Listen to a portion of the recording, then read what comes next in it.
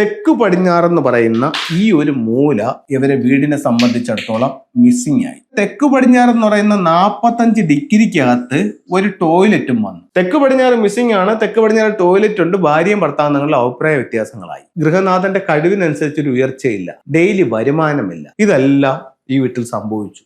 എത്ര കൃത്യമായിട്ട് വെച്ച വീടാണെങ്കിലും അതിൽ പിന്നെ നമ്മളൊരു പണിയെടുക്കുമ്പോൾ വളരെ ശ്രദ്ധിച്ച് വേണ്ട രീതിയിൽ അതിനെ കൈകാര്യം ചെയ്തില്ല എന്നുണ്ടെങ്കിൽ നമുക്ക് പ്രശ്നങ്ങൾ ഉണ്ടാവും. ഒരു ചെറിയ ഉദാഹരണം പറയാം. ഇതൊരു വീട്ടിൽ വന്ന കാര്യമാണ്. അവരൊരു വീട് വെച്ചു. എല്ലാ ദിക്കുകളും കറക്റ്റ് ചെയ്ത് ഓരോ ദിക്കിൻ്റെയും റൂമുകൾ യഥാവിധി ചെയ്ത് അതിൻ്റെ ഉച്ചനീച്ചങ്ങൾ നോക്കി കിണറിൻ്റെ സ്ഥാനം നോക്കി ഗേറ്റിൻ്റെ സ്ഥാനം നോക്കി അവരൊരു വീട് വെച്ചു. എന്നിട്ട് അവർക്ക് ഒരു ആവശ്യം വന്നപ്പോൾ അവര് ഒരു ചെറിയ ടോയ്ലറ്റ് അവരെടുത്തു. ആ ഒരൊറ്റ ടോയ്ലറ്റിൽ നിന്ന് തന്നെ അവരുടെ ജീവിതത്തിൽ താളപ്പിഴകൾ ഉണ്ടായി. അത് എങ്ങനെയാണെന്ന് നമുക്ക് നോക്കാം. ഇവിടെ അവർക്ക് കിച്ചൺ വന്നു, ഇവിടെ അവർക്ക് ഡൈനിങ് ഹാൾ വന്നു, ഇവിടെ മാസ്റ്റർ ബെഡ്റൂം വന്നു, ഇവിടെ അവർക്ക് വീണ്ടും ഒരു ബെഡ്റൂമാണ് വന്നത്. അപ്പോൾ ഇവരെ സംബന്ധിച്ചിടത്തോളം ഇവർക്ക് ഈ 2 ബെഡ്റൂമിനകത്തും ടോയ്ലറ്റ് ഇല്ല. എന്ത് ചെയ്തു? ഇവർ വീടിന് പുറത്ത് ഇങ്ങനെ ഒരു ടോയ്ലറ്റ് അങ്ങ് പണിഞ്ഞു. 2 ടോയ്ലറ്റ് അങ്ങ് പണിഞ്ഞു. ഇതൊരു ടോയ്ലറ്റ്, ഇതൊരു ടോയ്ലറ്റ്.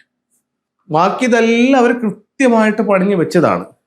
അപ്പോഴത്തേക്ക് ആദ്യത്തെ പണിയിൽ അവർക്ക് വീട്ടിനകത്ത് ടോയ്ലറ്റ് ഇല്ല. കുറച്ച് പഴക്കമുള്ള വീടാണ്. പുറത്ത് ടോയ്ലറ്റ് മതി എന്നുള്ളൊരു കണക്കുകൂട്ടലായിരുന്നു. അപ്പോൾ അവർ ടോയ്ലറ്റ് ഇല്ലാതെ പണിഞ്ഞു. മുന്നോട്ട് പോയപ്പോൾ അവരുടെ അത്യാവശ്യ പ്രകാരം അവർ ടോയ്ലറ്റ് പണിഞ്ഞു. അങ്ങനെയാണെങ്കിൽ പിന്നെ 2 റൂമിനും അറ്റാച്ച്ഡ് ആയിട്ട് ടോയ്ലറ്റ് ഇരിക്കട്ടെ എന്ന് പറഞ്ഞിട്ട് ഒരു 2 ടോയ്ലറ്റ്, ചെറിയ 2 ടോയ്ലറ്റ് പുറത്തേക്ക് പണിഞ്ഞു. അപ്പോൾ അവർ ആരുടെടുത്തോ ചോദിച്ചപ്പോഴത്തേക്ക് പറഞ്ഞു, അങ്ങനെ പണിയണമെങ്കിൽ അത്യാവശ്യമാണെങ്കിൽ ചെയ്തോളൂ, പക്ഷേ താഴ് കെട്ടിടത്തിൽ നിന്നും ഒരല്പം താഴ്ത്തി ചെയ്തോളൂ എന്നാണ്. അതായത് ഈ വരുന്ന ഫ്രെയിമിൽ നിന്നും ഒരല്പം താഴ്ത്തി അത് പടിഞ്ഞാറിൽ 2 ടോയ്ലറ്റുകൾ പണിഞ്ഞോ, കന്നിമൂല വിട്ടിട്ടല്ലേ ഇരിക്കുന്നത്, കുഴപ്പമില്ല എന്ന് പറഞ്ഞു. പക്ഷെ ഇതോടുകൂടി ഇവരുടെ ജീവിതത്തിൽ പ്രശ്നങ്ങൾ സ്റ്റാർട്ടായി. സാമ്പത്തികമായി പുറകിലേക്ക് പോയി. സമ്പത്ത് വന്നത് ഇരട്ടി കയ്യിൽ നിന്ന് പോകാൻ തുടങ്ങി. ഭാര്യയും ഭർത്താവും തങ്ങളിൽ അഭിപ്രായ വ്യത്യാസം ഉണ്ടായി. ഇപ്പം നമ്മൾ ഒരു വീടിൻ്റെ നല്ല രീതിയിലൊരു വീട് മുന്നോട്ട് പോകണമെങ്കിൽ, അത് എൻ്റെ ഒരു അഭിപ്രായമാണെന്ന് വേണമെങ്കിൽ പറയാം, ഞാൻ പല വീടുകളിലും കണ്ടിട്ടുള്ള ഒരു കാര്യമാണെന്നും പറയാം, അവിടുത്തെ ഭാര്യയും ഭർത്താവും തങ്ങളിൽ നല്ലൊരു ഐക്യമുണ്ടെങ്കിൽ വളരെ താഴേക്കിടയിൽ നിന്നിട്ട് തന്നെ അവർക്ക് പെട്ടെന്ന് ജീവിതത്തിലേക്ക് ഉയരാനും സാമ്പത്തികമായിട്ട് അഭിവൃദ്ധി നേടാനും ആ വീട്ടിലെ എല്ലാ കാര്യങ്ങൾക്കും ഒരു മുന്നേറ്റം ഉണ്ടാവാനും ഇവർ തങ്ങളിലുള്ള ഒരു കെമിസ്ട്രി നല്ല രീതിയിൽ ഉണ്ടെങ്കിൽ അത് നല്ല രീതിയിൽ ആ ഒരു വീടിനെ ഗുണം ചെയ്യും. അപ്പോൾ ആ ഭാര്യയും ഭർത്താവും തങ്ങളിൽ അഭിപ്രായ വ്യത്യാസങ്ങൾക്ക് ഇത് കാരണമായി. എന്തുകൊണ്ടെന്ന് ചോദിച്ചു കഴിഞ്ഞാൽ തെക്ക് പടിഞ്ഞാറെന്ന് പറയുന്ന ഈ ഒരു മൂല ഇവരെ വീടിനെ സംബന്ധിച്ചിടത്തോളം മിസ്സിംഗ് ആയി. ഇതാണ് ഇവരുടെ കന്നിയിൽ വരുന്ന ഒരു സ്ഥലം. അത് ഇവർക്ക് മിസ്സിംഗ് ആയി. എങ്ങനെ മിസ്സിംഗ് ആയി? ഇത് തള്ളി വെളിയിലോട്ട് വന്നപ്പം ഈ മൂല അങ്ങ് പോയി. മാത്രവുമല്ല ഇവരുടെ തെക്ക് പടിഞ്ഞാറെന്ന് പറയുന്ന 45 ഡിഗ്രിക്കകത്ത് ഒരു ടോയ്ലറ്റും വന്നു. അപ്പോൾ ഇവരൊരു ടോയ്ലറ്റ് ഇറക്കിയപ്പോൾ 2 പ്രശ്നങ്ങൾ ഇവരെ പിടികൂടി. ഈ ഒരു ദിക്കിൽ ഒന്ന് കന്നിയിൽ ടോയ്ലറ്റ് കയറി, ഒന്ന് കന്നിയിൽ മിസ്സിങ്ങുമായി. 2 ഇവരുടെ പടിഞ്ഞാറും അവർക്ക് നഷ്ടപ്പെട്ടു. പടിഞ്ഞാറും നഷ്ടപ്പെട്ടു, വടക്ക് പടിഞ്ഞാറിൽ ടോയ്ലറ്റും കയറി. അതായത് പടിഞ്ഞാറ് അവർക്ക് ഇവിടം വരെ ഉണ്ടല്ലോ, അപ്പൊ ഇത്രയും സ്ഥലത്ത് അവർക്ക് കാലിയായിട്ട് കിടക്കുകയാണ്. ഇത്രയും സ്ഥലത്ത് ഒരു ടോയ്ലറ്റ് വരികയും ചെയ്തു. അപ്പോൾ കന്നിയിൽ വേക്കൻ്റായി, കന്നിയിൽ ടോയ്ലറ്റ് വന്നു. പടിഞ്ഞാറിലും വേക്കൻ്റായി, പടിഞ്ഞാറിലും ടോയ്ലറ്റ് വന്നു. ഇനിയോ തീർന്നില്ല, ഇവരുടെ വടക്ക് പടിഞ്ഞാറെന്ന് പറയുന്ന ദിക്കും ഇവർക്ക് നഷ്ടപ്പെട്ടു പോയി. പൂർണ്ണമായിട്ടല്ല, ഭാഗികമായി നഷ്ടപ്പെട്ടു പോയി. അപ്പം ഒരു ദിക്കൽ ടോയ്ലറ്റ് ഇറക്കിയപ്പോൾ 3 ദോഷങ്ങൾ ഇവരെ പിടികൂടി. അപ്പോൾ ഇതിൽ ഏതൊക്കെ പ്രശ്നങ്ങൾ വരാം? തെക്കു പടിഞ്ഞാറ് പോകുമ്പോൾ വടക്ക് കിടക്കുന്ന ഒരു ഊർജ്ജം തെക്കു പടിഞ്ഞാറ് സ്റ്റോർ ചെയ്യും. തെക്കു പടിഞ്ഞാറ് തുറന്നു കിടക്കുകയാണ്. തെക്കു പടിഞ്ഞാറ് മിസ്സിംഗ് ആണ്. വീട്ടിൽ പൈസ നിൽക്കില്ല. എന്താണ് ഇത് വന്നതുകൊണ്ട്? തെക്ക് പടിഞ്ഞാറ് മിസ്സിംഗ് ആണ്. തെക്ക് പടിഞ്ഞാറ് ടോയ്ലറ്റ് ഉണ്ട്. ഭാര്യയും ഭർത്താവും തങ്ങളുടെ അഭിപ്രായ വ്യത്യാസങ്ങളായി. നല്ല സന്തോഷത്തിൽ കഴിഞ്ഞുകൊണ്ടിരുന്ന കുടുംബം അഭിപ്രായ വ്യത്യാസങ്ങളായി. പടിഞ്ഞാറ് മക്കളുടെ കലാപരമായിട്ടുള്ള കഴിവുകൾ, കാര്യങ്ങൾ, വീട്ടിലെ കലാപരമായിട്ടുള്ള കാര്യങ്ങളൊക്കെ ഉണ്ടെങ്കിൽ ആ കുട്ടികൾക്ക് ആ ഒരു കഴിവ് നഷ്ടപ്പെട്ടു. അതിനനുസരിച്ച് മുന്നോട്ട് കൊണ്ടുപോകാൻ പറ്റാത്തൊരവസ്ഥ വീട്ടിൽ സംജാതമായി. അടുത്തത് വടക്ക് പടിഞ്ഞാറ് എന്ന് പറയുന്ന മൂല പോയി. മൂല പോയപ്പം ഗൃഹനാഥൻ താഴെ പോയി. അത് എന്തുകൊണ്ട് താഴെ പോയി? ഫംഗ്ഷു പ്രകാരം വടക്ക് പടിഞ്ഞാറ് ഗൃഹനാഥന്റെ ദിക്കാണ്. ഗൃഹനാഥന്റെ ദിക്ക് വീട്ടിൽ നഷ്ടപ്പെട്ടു.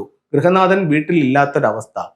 വിദേശ രാജ്യങ്ങളിൽ ജോലിക്ക് പോവുക, എന്നും കുന്നും വീട്ടിൽ വരാൻ പറ്റാത്തൊരവസ്ഥയിൽ ഒന്ന് മാറി ഓരോ പ്രശ്നങ്ങളായിട്ട് ഉള്ള കാലം മൊത്തവും വിദേശത്ത് നിൽക്കേണ്ടി വരുന്ന ഒരവസ്ഥ ഒരുപാട് വീടുകൾക്ക് ഇതുണ്ട്. അപ്പോൾ ഗൃഹനാഥന്റെ കഴിവിനനുസരിച്ചൊരു ഉയർച്ചയില്ല. നമ്മളെ സപ്പോർട്ട് ചെയ്യുന്ന ആൾക്കാർ പൊതുവെ കുറഞ്ഞു. ഡെയിലി വരുമാനമില്ല. ഇതെല്ലാം ഈ വീട്ടിൽ സംഭവിച്ചു. അവരെല്ലാം നോക്കി വെച്ചതാണ്. അവർ ചെയ്ത ഒരേ ഒരു തെറ്റ് ഈ ഒരു ടോയ്ലറ്റ് പുറത്തേക്ക് ചെയ്തു. എന്തെല്ലാം പ്രശ്നങ്ങൾ വന്നെന്ന് നോക്കൂ. ഇത് കണ്ടുകൊണ്ടിരിക്കുന്ന ഓരോരുത്തരുടെയും വീട്ടിൽ ഇങ്ങനെയുള്ള കാര്യങ്ങൾ സംഭവിച്ചിട്ടുണ്ടെങ്കിൽ നിങ്ങളുടെ ജീവിതവുമായിട്ട് ഇതൊന്ന് തട്ടിച്ചു നോക്കൂ. അപ്പോൾ ഞാൻ പറഞ്ഞത് ശരിയാണോ തെറ്റാണോ എന്ന് നിങ്ങൾക്ക് സ്വയം ബോധ്യപ്പെടും. അപ്പോൾ ഇത്തരത്തിലുള്ള എന്തെങ്കിലും പ്രശ്നങ്ങൾ വന്നെങ്കിൽ നിങ്ങൾ തന്നെ ഉടനെ പണിക്ക് ഇറങ്ങാതെ നല്ലൊരു ഫംഗ്ഷൻ കൺസൾട്ടനെ കാണിച്ചുകൊണ്ട് അവരുടെ നിർദ്ദേശപ്രകാരം വേണ്ട കാര്യങ്ങൾ ചെയ്തുകൊണ്ട് വീടിനെ കറക്റ്റ് ചെയ്യുന്നത് നല്ലതായിരിക്കും. ഫംഗ്ഷനിലെ ചില ടൂളുകൾ നമുക്ക് നോക്കാം. ഇത് ചൈനീസ് കോയിൻസ് ആണ്. അവർ പണ്ട് ഉപയോഗിച്ചിരുന്ന കോയിൻസിന്റെ മാതൃകയാണ്. പക്ഷെ ഇത്തരം കോയിൻസുകൾ നമ്മൾ കൈവശം സൂക്ഷിക്കുമ്പോഴോ നമ്മുടെ ക്യാഷ് ബോക്സിലേക്ക് വെക്കുമ്പോഴോ നമ്മളിലേക്കുള്ള മണി ഫ്ലോ, അതിൻ്റെ ഒരു ഒഴുക്ക് കൂടാനും നമ്മളിലേക്ക് കൂടുതൽ സമ്പത്ത് വരാനും തുടങ്ങുമെന്ന് ചൈനീസ് വാസ്തുകലയായ ഫെങ്ഷുയിൽ പറയുന്നുണ്ട്. ഒരുപാട് പേർക്ക് നല്ല റിസൾട്ട് ഉണ്ട്. ഏറ്റവും ചെറിയ പൈസയുള്ളൂ. നിങ്ങൾക്ക് ഇതൊന്ന് വാങ്ങിച്ച് ഉപയോഗിച്ച് നോക്കാം. എന്താണ് റിസൾട്ട് എന്നുള്ളത് നിങ്ങൾക്ക് തിരിച്ചറിയാം. ഇനി ഫെങ്ഷുയിൽ ഉപയോഗിക്കുന്ന 5 എലമെന്റ്സിൽ ഒരു എലമെന്റ് എന്ന് പറയുന്നത് എർത്ത് എലമെന്റ് ആണ്. ഇത് എർത്ത് എനർജിയെ സൂചിപ്പിക്കുന്ന ക്രിസ്റ്റൽസ് ആണ്. ഇത് ഓരോരോ ക്രിസ്റ്റൽസ് ഉണ്ട്. രത്നങ്ങൾ, ഉപരത്നങ്ങൾ എന്ന് പറയും. ഇത് ഉപരത്നത്തിൽ വരുന്നതാണ്. അമിത്തിസ്റ്റ് എന്നാണ് ഇതിന്റെ പേര്. ഇതെപ്പോഴും ഒരു സ്പിരിച്വൽ എനർജി നമ്മളുടെ ജീവിതത്തിലേക്ക് കൊണ്ടുവരും. ഇത് നമുക്ക് ബ്രേസ്ലെറ്റ് ആയിട്ട് ധരിക്കാം. ഇതിന്റെ ചെറിയ പെൻഡന്റുകളുണ്ട്, അത് നമുക്ക് ലോക്കറ്റ് ആയിട്ട് ധരിക്കാം. ഇതിന്റെ പിരമിഡുകളുണ്ട്, ഇത് നമുക്ക് വീട്ടിൽ ബെഡ്റൂമിൽ സൂക്ഷിക്കാം. ഇതിന്റെ പെൻഡന്റ് ഉണ്ട്, അതുപോലെ തന്നെ ഇതിന്റെ മാലയുമുണ്ട്. അപ്പോൾ നമ്മുടെ ആവശ്യാനുസരണം നിങ്ങൾക്ക് ഉപയോഗിക്കാവുന്നതാണ്. ഇനി വിദ്യാഭ്യാസപരമായിട്ട് അഭിവൃദ്ധിക്ക് വേണ്ടിയിട്ട് ഇത് ക്രിസ്റ്റൽ ബോൾ ആണ്. ഇതിലത്തെ ഒരു 8 ക്രിസ്റ്റൽ ബോൾസ് വാങ്ങിച്ച് ഒരു റെഡ് ചരടിനകത്ത് കെട്ടി വീടിന്റെ വടക്ക് കിഴക്ക് ഭാഗത്ത് ഹാങ് ചെയ്യുന്നത് സ്വീകരണ മുറിയിൽ ചെയ്താലും മതി. കുട്ടികളുടെ വിദ്യാഭ്യാസപരമായിട്ടുള്ള അഭിവൃദ്ധിക്ക് വളരെ നല്ലൊരു ടൂളായിട്ട് ചൈനീസ് വാസ്തുകലയായ ഫെങ്ഷുയിൽ പറയുന്നുണ്ട്. അപ്പോൾ എല്ലാവർക്കും എല്ലാ ഐശ്വര്യങ്ങളും ഉണ്ടാവട്ടെ എന്ന് പ്രാർത്ഥിച്ചുകൊണ്ട് നിർത്തുന്നു. നന്ദി, നമസ്തേ.